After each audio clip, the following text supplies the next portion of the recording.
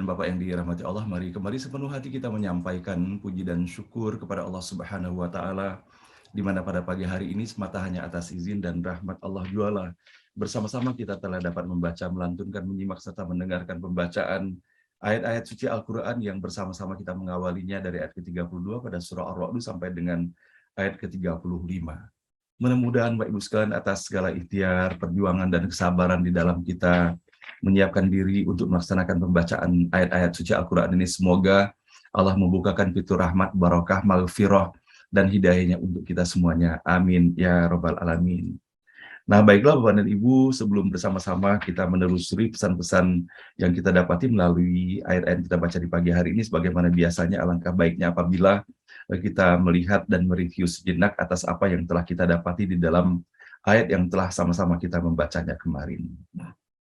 A'udzubillahi minasyaitonirrajim. Aku berlindung kepada Allah dari segala godaan syaitan yang terkutuk. Bismillahirrahmanirrahim, dengan menyebut nama Allah yang Maha Pengasih lagi Maha Penyayang. Dalam ayat ke-30 dan 31 yang sama-sama kita baca kemarin, Allah Subhanahu wa Ta'ala menyampaikan firman-Nya.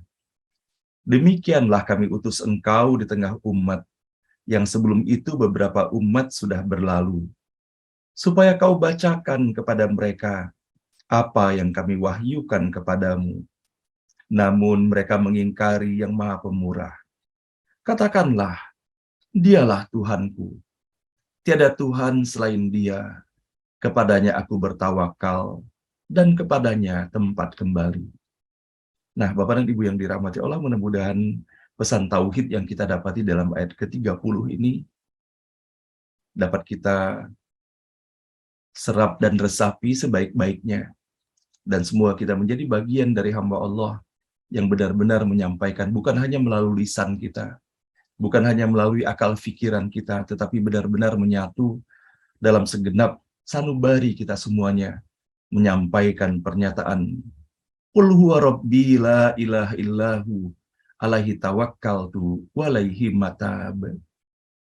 Maka dengan kesaksian seperti ini mudah-mudahan menjadi damailah kita semuanya, Bapak Ibu sekalian, mantap hati kita bahwa kita hanya melaksanakan misi dan amanah dari Allah Subhanahu wa Ta'ala melalui tugas, melalui profesi dan kewajiban masing-masing kita di dalam kehidupan ini. Semoga kita diberikan kemudahan, keleluasaan, keistiqoman dalam iman dan Islam untuk dapat melaksanakannya sebaik-baiknya hanya semata karena Allah Subhanahu wa Ta'ala. Dalam ayat ke-31 kita bisa mendapati pula bagaimana Allah menyampaikan, jika ada sebuah Quran yang dengan itu gunung-gunung dapat digerakkan, atau bumi dapat dibelah, atau orang mati dapat dibuat berbicara, tentu Al-Quran inilah, tetapi perintah atas segalanya ada pada Allah. Bukankah orang-orang yang beriman mengetahui bahwa sekiranya Allah menghendaki, tentu semua manusia diberinya petunjuk. Tetapi orang yang kafir akan selalu ditimpa musibah karena perbuatan mereka sendiri, atau terjadinya di dekat rumah mereka sampai datang janji Allah. Sungguh Allah tidak menyalahi janji. Sehingga dengan ayat 31 ini, Bapak Ibu sekalian, semoga kita tidak termasuk dalam kategori orang-orang yang mencari-cari, berupaya mencari celah untuk mendapati tidak sempurnanya atas segala apa yang telah Allah anugerahkan. Semoga kita tidak termasuk dalam kategori yang demikian, mencari-cari alasan untuk tidak melaksanakan ketaatan kepada Allah Subhanahu wa Ta'ala. Dan sesungguhnya kalau misalnya kita memperhatikan bagaimana Allah menjadikan semuanya ini melalui pertanyaan-pertanyaan dan bahkan ekspresi daripada orang-orang yang tidak beriman kepada Allah Subhanahu wa Ta'ala, semoga menjadi pembelajaran bagi kita semuanya. Amin ya Rabbal Alamin. Dan baiklah Bapak dan Ibu, bersama-sama kini kita menelusuri 4 ayat yang kita baca di pagi hari ini. A'udzubillahi minasyaitonirrajim. Bismillahirrahmanirrahim. Ayat ke-32. Walaqad istuhzi'a birusulin min qablika fa'amlaytu lilladzina kafaru tsumma akhadhtuhum fakaifa kana iqab. Dan sungguh rasul-rasul sebelummu sudah diperolok-olok, tetapi aku memberi waktu kepada mereka yang tidak beriman. Kemudian kuberi hukuman. Betapa ngerinya hukumanku. Ayat ke-33. Afaman huwa qa'imun ala kulli nafsin bima kasabat. Adakah dia yang mengawasi setiap jiwa atas segala yang diperbuatnya seperti yang lain?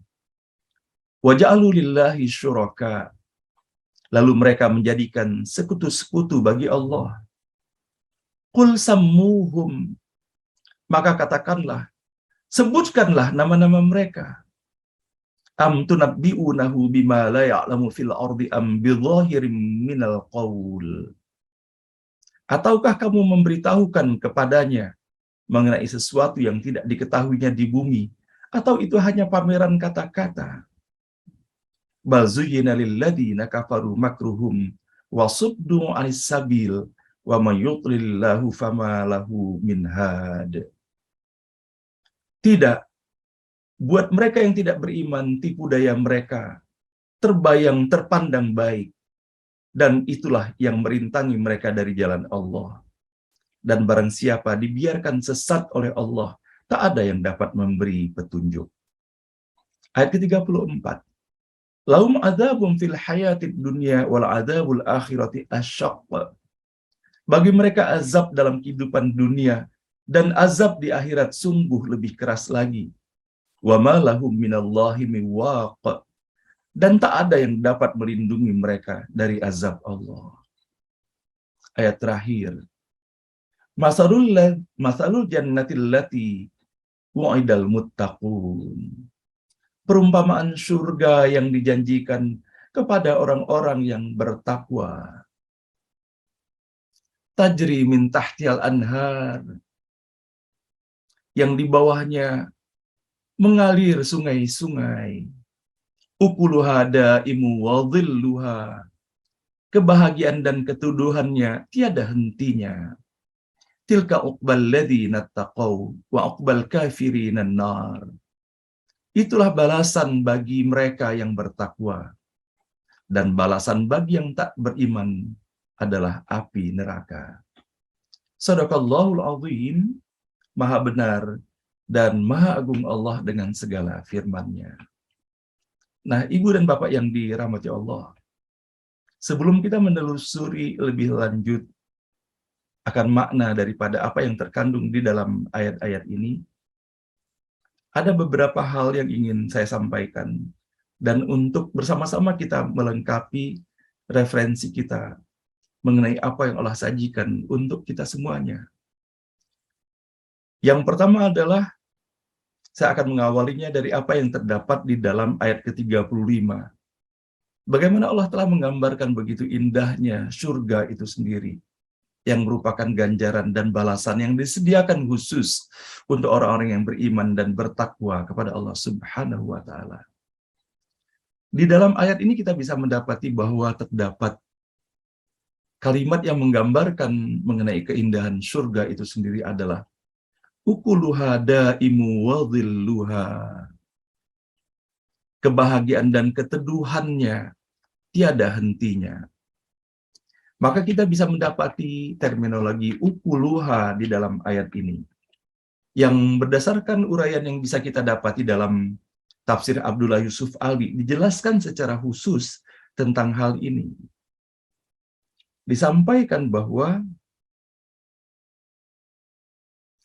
untuk arti yang lebih menyeluruh mengenai akar kata akala, yang di dalam ayat ini, ukuluha, yang secara harfiah diartikan makan. Maka Abdullah Yusuf Ali menjelaskan mengenai makna makan itu sendiri lebih luas lagi. Bisa kita dapati bahwa di dalam surah Al-Maidah, surah kelima, pada ayat ke-66, Allah Subhanahu wa Ta'ala berfirman, "Walau annahum aqamut Taurata wal Injil wa ma unzila ilaihim mir rabbihim la'akalu min fawqihim wa min tahti arjulihim minhum ummatum muqtasidah wa katsirum minhum sa'a ma ya'malun." Maka kita bisa mendapati bahwa di dalam ayat ini, dengan akar kata yang sama akala, Allah menggambarkan la'akalu min fawqihim. Maka disampaikan di sini, dan sekiranya mereka mengikuti ajaran Taurat dan Injil, serta segala yang diturunkan dari Tuhan kepada mereka, niscaya mereka akan menikmati kesenangan dari setiap penjuru. Di antara mereka ada segolongan yang jujur, tetapi kebanyakannya berkelakuan tidak baik. Terdapat uraian yang sangat indah, Bapak dan Ibu, pada tafsir Abdullah Yusuf Ali akan terminologi la'akalu di dalam ayat ke-66 ini melengkapi atas apa yang kita dapati pada ayat ke-35 yang kita baca. Terjemahan harfiah anak kalimat dalam ayat ini ialah mereka akan memakan dari atas mereka dan dari bawah kaki mereka. Maka itulah sesungguhnya arti dari la'akalu min fawqihim wa min tahti arjulihim. Namun disampaikan di sini bahwa memakan yang dengan kata dasarnya akala ialah sebuah kata yang punya arti yang sangat luas, yang secara umum berarti kesenangan, yaitu secara fisik, sosial, mental, dan moral. Serta sesungguhnya terdapat pula makna spiritualitas. Sebagaimana kita bisa mendapati bahwa di dalam kehidupan sehari-hari ada penggunaan kalimat memakan barang haram, makanan haram. Maka sebagaimana disampaikan di dalam tafsir Abdullah Yusuf Ali ini, dalam ayat 62 dan 63 pun berarti mengambil keuntungan yang haram, yaitu dari perbuatan riba atau harta amanat, sebagaimana halnya amanah untuk menjaga harta anak yatim dan amanah-amanah lainnya. Maka kategori perbuatan itu disebut memakan sesuatu yang haram atau disebut makanan haram. Namun beliau menambahkan di sini, tampaknya memakan di sini berarti menerima segala kenikmatan atau kesenangan dalam kehidupan biasa dan juga dalam kehidupan dunia rohani. Sementara penggunaan dari atas mereka dapat juga berarti bahwa kehidupan beragama atau kenikmatan rohani, dan dari bawah kaki mereka diartikan sebagai kenikmatan dunia. Tetapi kata-kata ini lebih baik kita terima sebagai suatu ungkapan yang umum saja dan mengartikannya dengan kenikmatan atau kesenangan dari setiap penjuru. Maka inilah Bapak dan Ibu yang dirahmati Allah yang kita dapati dalam ayat ke-35 ini. Ukuluha daimu wadhilluha.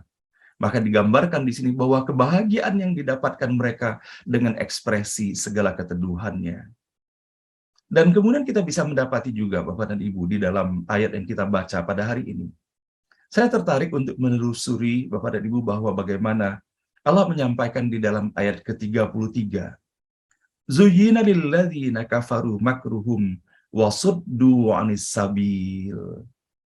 Bahwa bagaimana Allah menggambarkan setelah Allah menyampaikan bagaimana mereka terus berupaya mengada-ada menyampaikan pertanyaan-pertanyaan, dan sesungguhnya pertanyaan itu bukanlah berangkat dari kesungguhan hati untuk mencari kebenaran, tetapi adalah sebagai upaya dan cara mereka juga untuk menunjukkan kesombongan dan pengingkaran mereka. Maka Allah Subhanahu wa Ta'ala menyampaikan kepada Nabi Muhammad SAW untuk menantang mereka dengan menanyakan kepada mereka untuk menyebutkan nama-nama Tuhan mereka itu. Maka untuk bisa memahami Bapak Ibu sekalian bahwa bagaimana sesungguhnya Tuhan-Tuhan yang mereka sembah itu, yang tiada lain hanyalah sekedar mengikuti hawa nafsu mereka belaka.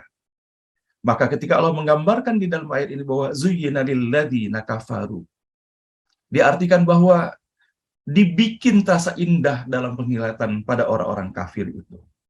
Nah, tentunya ayat ini Bapak Ibu sekalian tidak hanya menjadi sesuatu peringatan bagi orang kafir, namun ketika kita merasakan nikmat iman dan Islam, dan kita mengaku bahwa kita adalah umat Nabi Muhammad SAW yang beriman dan bertakwa kepada Allah Subhanahu wa Ta'ala, tentunya yang kita lakukan adalah berupaya meningkatkan dan menjaga kebersihan nilai-nilai tauhid kita, agar kita tidak tergelincir termasuk dalam kategori memandang sesuatu itu indah padahal sesungguhnya tidak indah, bahkan buruk di mata Allah Subhanahu wa Ta'ala. Maka perintah untuk kita menyadari akan hal ini Allah sajikan dalam berbagai bentuk di dalam Al-Quran, diantaranya dengan kata zuyyina, sebagaimana kita dapati dalam ayat ke-33 ini. Allah Subhanahu wa Ta'ala berfirman dalam surah Al-Baqarah pada surah kedua ayat 212. Zuyyina lilladzina kafarul hayatud dunya wa yasharuna minal ladzina amanu wal ladzina taqau fawqahum yaumal qiyamah wallahu yarzuqu may yasha bighairi hisab. Kehidupan dunia dijadikan terasa indah dalam pandangan orang-orang yang kafir, dan mereka menghina orang-orang yang beriman. Padahal orang-orang yang bertakwa itu berada di atas mereka pada hari kiamat. Dan Allah memberi rezeki kepada orang yang Dia kehendaki tanpa perhitungan. Nah, kalau seandainya kita menangkap dalam ayat ini, Bapak Ibu sekalian, tentunya tidak kita menyempitkan artinya dengan mengatakan bahwa dunia itu terasa indah hanya dalam pandangan orang-orang kafir. Sepatutnya hal ini menjadi peringatan bersama pula bagi setiap diri kita semuanya. Kita bersyukur kepada Allah, Allah telah memberikan nikmat iman dan Islam bagi kita semuanya. Namun apakah kita termasuk di dalam kategori orang-orang yang menganggap bahwa kehidupan dunia ini demikian indah dan gemerlapnya, yang sehingga dengan itu kita mengabaikan atau tidak menjadikan prioritas segala sesuatu yang harus kita lakukan dalam kehidupan akhirat itu sendiri. Dan betapa sesungguhnya Bapak Ibu sekalian, Allah telah menjadikan di dalam kehidupan ini begitu banyaknya ujian-ujian bagi kita semuanya.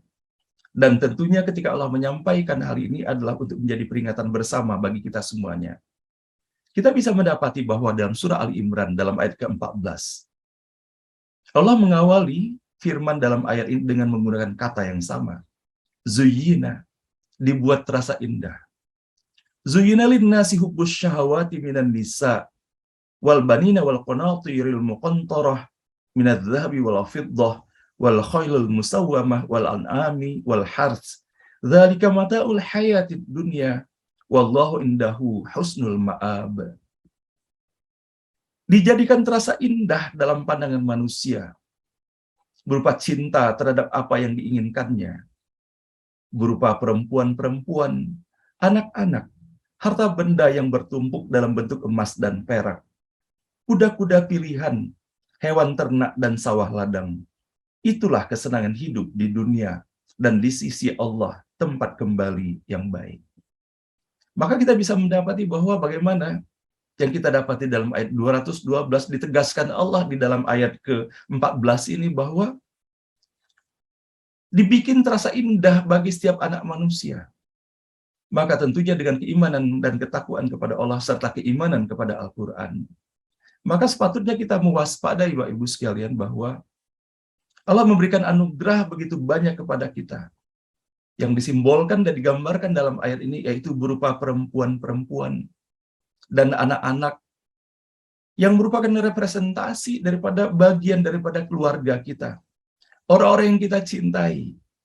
Dan begitu juga Allah ingatkan mengenai harta yang kita cintai, yang kita takut kehilangannya, dan kita berupaya untuk terus menambahnya, dan kemudian kita memeliharanya dan menjaganya. Dan begitu pun Allah hadirkan pula simbol berupa emas dan perak dengan kilauannya yang kita jadikan sebagai perhiasan. Dan kemudian Allah jadikan pula kuda pilihan, yang kuda pilihan bukan hanya tentunya berupa kuda, boleh jadi tunggangan-tunggangan, termasuk yang kita miliki sekarang ini berupa kendaraan-kendaraan kita, ataupun jabatan-jabatan kita, yang kita jadikan kendaraan di dalam kehidupan ini untuk mencapai maksud dan tujuan kita. Ataupun berupa aset-aset yang Allah gambarkan dalam bentuk hewan-hewan ternak ataupun sawah ladang. Nah, Bapak Ibu sekalian yang dirahmati Allah, tentunya ketika Allah mengingatkan hal ini, hanyalah merupakan simbol dan marka-marka. Bukankah kita bisa mendapati yang terdapat di etalase itu hanyalah sedikit saja, sebagai contoh saja, sementara selebihnya berada di gudang itu. Maka ketika kita mendapati bahwa bagaimana Allah menjadikan bagi setiap anak manusia terasa indah semuanya ini, maka ketika Allah mengingatkan pada bagian akhirnya bahwa itulah kesenangan hidup di dunia dan di sisi Allah tempat kembali yang terbaik, maka sesungguhnya ketika Allah menganugerahkan ini untuk kita semuanya, tentunya tidak salah Allah memberikan ini, dan tidak salah pula apabila kita mencintainya. Allah yang telah menitipkan cinta itu, namun dengan adanya peringatan yang Allah sampaikan kepada kita semuanya adalah bagaimana kita mengekspresikan cinta kita kepada segala sesuatu yang Allah anugerahkan di dalam kehidupan ini dengan mencinta sesuai dengan cara mencinta yang Allah ajarkan kepada kita semuanya. Dengan kehadiran anak-anak, suami atau istri, orang-orang yang kita cintai di dalam kehidupan ini, maka sepatutnya hal itu tidak berhenti dalam cinta secara emosional semata. Namun kita harus ingat bahwa sesungguhnya di dalam kecintaan kita kepada ayah dan ibu, kecintaan kita kepada suami atau istri dan anak-anak kita, kepada sahabat-sahabat kita, maka harus tersampaikan sesungguhnya kepada kita semuanya bahwa siapakah yang telah menciptakan orang-orang yang kita cintai ini. Kalau seandainya kita mencintai mereka karena mereka menghadirkan kebahagiaan, kesenangan, dan kedamaian bagi kita semuanya, maka di balik kesenangan dan kebahagiaan itu, maka sesungguhnya siapakah as-salam itu? Siapakah yang maha damai, yang telah menghadirkan rasa ketentraman di dalam diri kita dan terhadap orang-orang yang berada pula di seputar kita. Dan begitu pun ketika Allah menganugerahkan rezeki yang begitu banyaknya untuk kita, Allah tidak menyalahkan apabila kita mencintai harta kita. Namun Allah mengingatkan bahwa jangan terhenti pandangan kita pada harta itu sendiri. Ketika kita merasa bahagia dengan keberadaan rezeki itu, Allah menginginkan dan menyampaikan kepada kita bahwa semuanya itu hanya simbol. Kita baru dalam setengah perjalanan. Kalau seandainya kita mencintai harta yang kita miliki atau jabatan yang Allah titipkan, kalau kita tidak sampai kepada siapa yang telah memberikan rezeki itu, siapa Ar-Razzaq itu, Allah berikan ilmu pengetahuan dan kemudian kita mencintai pengetahuan itu belum titik itu. Kita baru titik apabila kita sampai bahwa yang mengetahui itu adalah Allah Al-Alim. Dan apapun yang kita miliki dalam kehidupan ini tidak akan mungkin kita bisa memilikinya kalau bukan dikarenakan Allah yang telah menitipkan dan mengajarkan hal itu kepada kita semuanya. Begitu juga ketika Allah menyampaikan kepada kita bahwa kita mencintai sawah ladang aset-aset kita, maka belum berhenti di situ. Kalau seandainya kita tidak menyikapinya bahwa terdapat hak orang lain di dalamnya, dan di mana kita berkewajiban untuk menginfakkan dari harta yang telah Allah titipkan kepada kita semuanya. Maka inilah sesungguhnya Bapak Ibu sekalian, bahwa betapa Allah Maha Pengasih, Allah Maha Penyayang. Allah tidak menginginkan kita mencintainya dan menyayanginya dan memelihara segala sesuatu yang Allah sebutkan di dalam ayat ke-14 pada surah Ali Imran ini hanya sementara, karena hidup kita sebentar.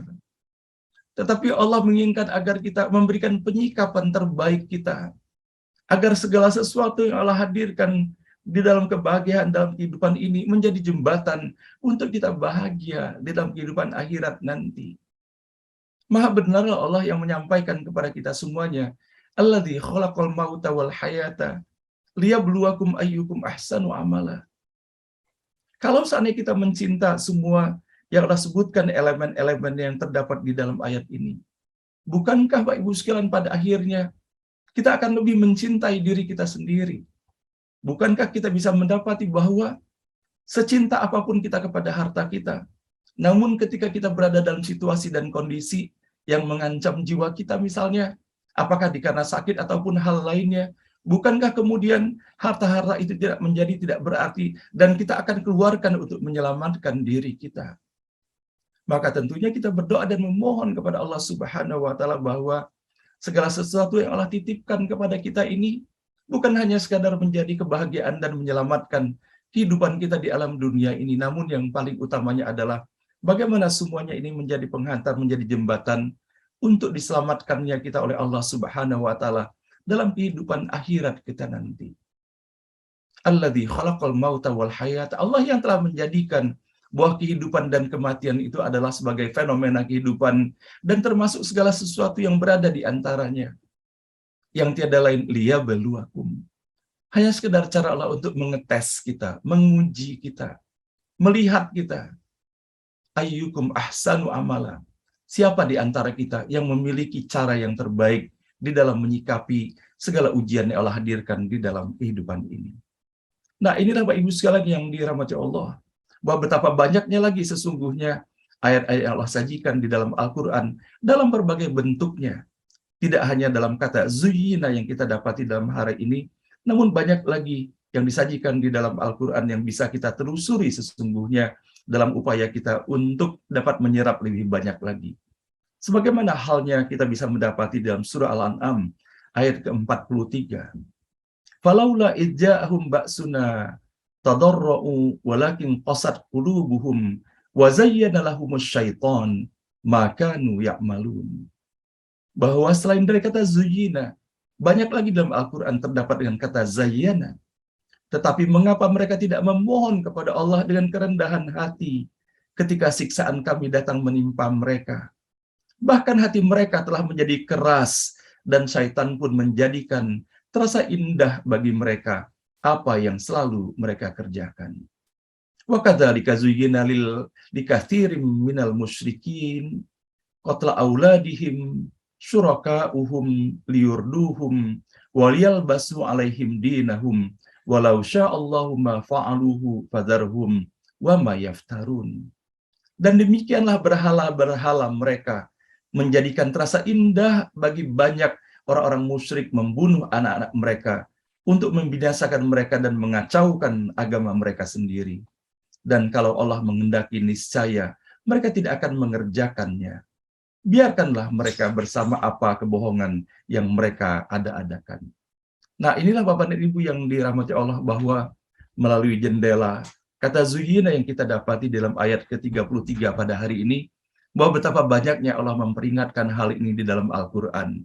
Mudah-mudahan Bapak Ibu sekalian, ketika kita mencintai segala sesuatu dan ketika kita melihat bahwa sesuatu yang kita hadapi tersebut demikian indahnya, semoga Allah hadirkan pula kewaspadaan bagi kita semuanya. Apakah kekaguman kita dan kecintaan itu menghantarkan kita semakin dekat kepada Allah, semakin dicintai oleh Allah, atau boleh jadi kecintaan kita kepada sesuatu itu membuat kemudian kita melalaikan kewajiban kita kepada Allah Subhanahu wa Ta'ala. Semoga Allah melindungi dan menjaga kita semuanya. Dan terakhir, Bapak Ibu sekalian, ketika kita mendapati bahwa bagaimana Allah menggambarkan segala keindahan yang terdapat di dalam jannahnya Allah Subhanahu wa Ta'ala, yang merupakan ganjaran yang akan diberikan kepada orang-orang yang bertakwa. Maka di dalam Al-Quran, subhanallah Bapak Ibu sekalian, kata uqbah yang kita dapati di dalam ayat ini, terdapat Bapak Ibu sekalian di dalam Al-Quran, dan semuanya itu terdapat di dalam surah Ar-Ra'd ini. Yang pertama kita bisa mendapati di dalam ayat ke-22 yang telah kita baca beberapa waktu yang lalu. Walladzina sabaru ibtigha'a wajhi rabbihim wa aqamus shalah wa anfaqu mimma razaqnahum sirran wa alaniyah wa yadra'una bil hasanatis sayyi'ah ulaika lahum uqbad dar. Dan orang-orang yang sabar karena mengharap keridhaan Tuhannya, melaksanakan sholat dan menginfakkan sebagian rezeki yang kami berikan kepada mereka secara sembunyi ataupun terang-terangan, serta menolak kejahatan dengan kebaikan, orang itulah yang mendapatkan tempat kesudahan yang baik. Dan begitu pun kita mendapati bahwa bagaimana dalam ayat ke-24 yang kita baca beberapa waktu yang lalu, Salamun alaikum bima sabartum fa ni'ma uqbad dar. Kita mendapati bahwa dalam pembahasan yang lalu bahwa bagaimana Allah akan mengirimkan para malaikat-malaikatnya menyambut hamba-hamba Allah yang bertakwa sambil mengucapkan Salamun alaikum bima sabartum. Selamat sejahtera atasmu karena kesabaranmu. Dan begitu pun kita bisa mendapati dalam ayat ke-35 yang kita baca pada hari ini, dan terakhir insya Allah nanti ketika kita membaca pada ayat ke-42. Wa qad makara alladziina min qablihim falillahil makru jami'a ya'lamu ma taksibu kullu nafsin wa saya'lamul kufra liman uqbad dar.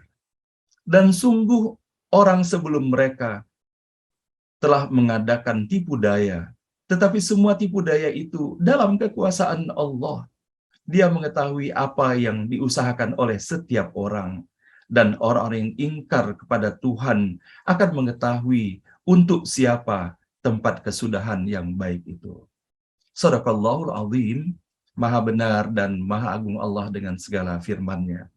Nah, inilah Bapak dan Ibu yang dirahmati Allah, hanya atas izin dan rahmat Allah, pada pagi hari ini kita diberikan kemudahan di dalam kita membaca ayat-ayat 32 sampai dengan ayat ke-35 Mudah-mudahan Allah pun melimpahkan rahmat dan barakahnya untuk kita semuanya, dengan bersama-sama kita dapat menyerap makna seluas mungkin dari apa yang telah Allah sampaikan melalui ayat-ayat yang telah kita baca pada pagi hari ini.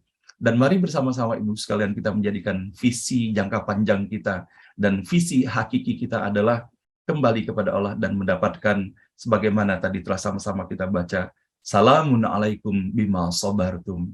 Jadi kalau saatnya kita kadangkala terasa berat di dalam menjalani kehidupan ini, dari sisi apapun Bapak Ibu sekalian, maka tiada lain, kita bersabar saja, bersabar Bapak dan Ibu.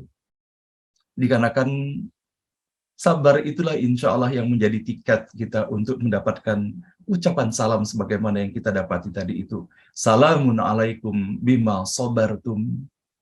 Bahwa ucapan salam dan kedamaian serta kesejahteraan itu disampaikan atas kesabaran di dalam kita menjalani kehidupan ini. Bersabar meniti kehidupan ini untuk senantiasa memeliharanya hanya semata dalam tali Allah, dalam tuntunan Allah, dengan motivasi mengharapkan dibuka pintu rahmat, barakah, dan ridhonya. Amin ya rabbal alamin. Subhanaka la ilma lana illa ma'alamtana innaka antal alimul hakim. Maha suci Allah Subhanahu wa taala, tidak ada ilmu pada kita semuanya melainkan hanya atas apa yang Allah anugerahkan untuk kita. Dan hanya Allah yang Maha mengetahui dan Allah pula yang Maha bijaksana. Demikian dari saya Bapak Ibu sekalian yang dirahmati Allah yang dapat saya sampaikan pada pagi hari ini. Mohon maaf lahir dan batin.